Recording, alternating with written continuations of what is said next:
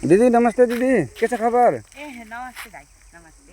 एकदम ए हजुरहरू त अब के खाना खानु आँट्नु भयो क्या हो? खाना खाइसकेको हजुर। यो नानीलाई दबाई दिनु पर्यो भनेर ए दबाई होइन के भएर नानीलाई? यो नानीलाई उहाँको यो गाउँको मान्छेहरूले हजुर।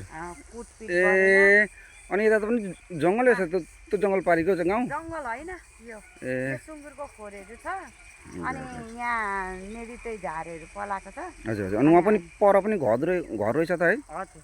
अनि हजुर हजुर। उहाँ दाइलाई पनि अस्ति भनौँ न हिजो हिजो हजुर उहाँ दाइलाई पनि कुटपिट भयो अस्तिको दिन। हजुर। अनि हिजो हामी थाना गएको थियौँ। हजुर हजुर। अब हामीहरू चाहिँ कुरा कसैले पनि सुन्दैन। हो र? कसैले सुन्दैन। होइन प्रहरी प्रशासनले पनि हेरिरहेको छ नि तपाईँहरूलाई? सुनेकै त छैन भनौँ नि। अब हामी त्यस्तो त्यस्तै 1000 होइन त्यस्तो त नहुनु पर्ने नि। यहाँ सुन्नुहोस् न दिदी, त्यस्तो त नहुनु पर्ने। अहिले त अब घन्टीले जित्नु भएको छ होइन र? तपाईँहरू पनि सबैजनाले भोट केमा हाल्नु भएको थियो भोट?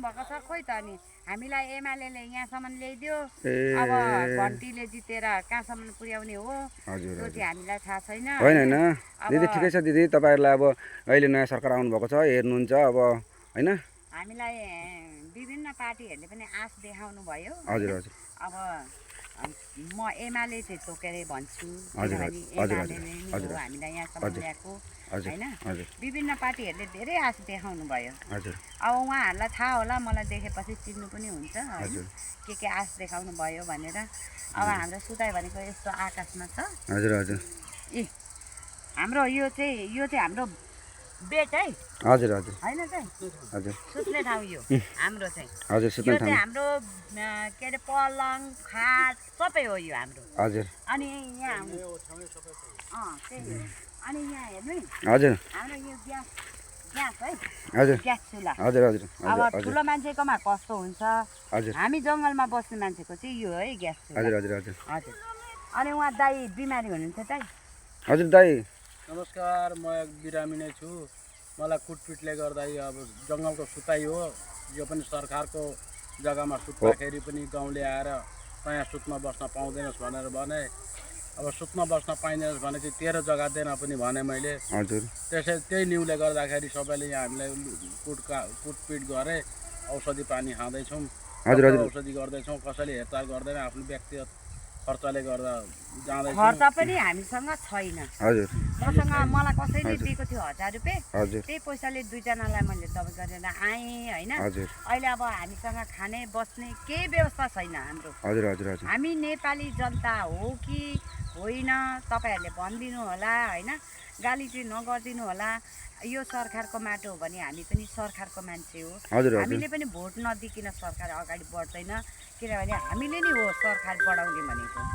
र अब जति सक्दो अहिले घन्टीले हेर्छ भन्दा सबैको आश छ। हजुर हामीले त्यही भएर आश आयो होइन व्यवस्था घन्टीले व्यवस्था गर्छु भनेको छ तपाईँहरू होइन? सुकुम्बासीलाई घन्टीले व्यवस्था गर्छु भनेको छ। ठिकै छ दिदी होइन? तपाईँलाई सहयोगको जरुरी रहेछ। तपाईँलाई म सहयोग गर्छु दिदी।